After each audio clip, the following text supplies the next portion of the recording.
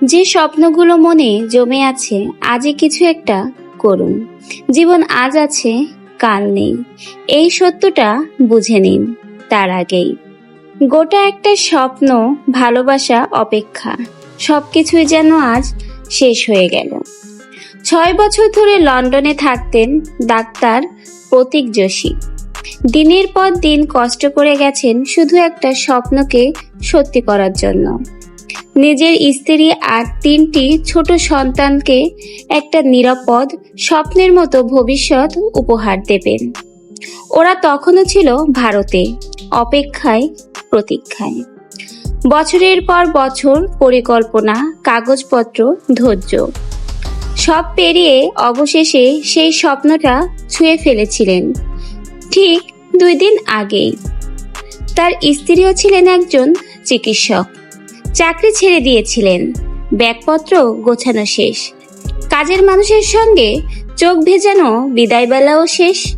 সবকিছু তৈরি ছিল নতুন জীবনের শুরুটা জানান দিতে।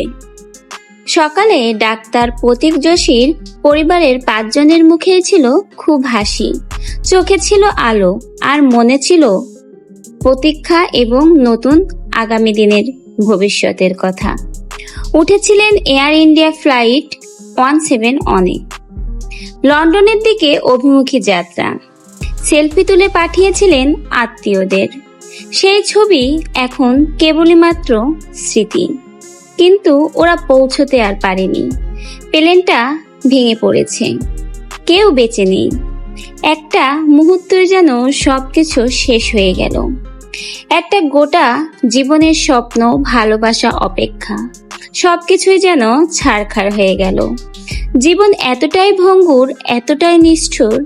আপনি যত পরিকল্পনায় করুন, যতই স্বপ্ন দেখুন, সবকিছু একটুখানি সময়েই ধুলো হয়ে যেতে পারে। তাই দয়া করে অপেক্ষা করবেন না সুখী হওয়ার জন্য।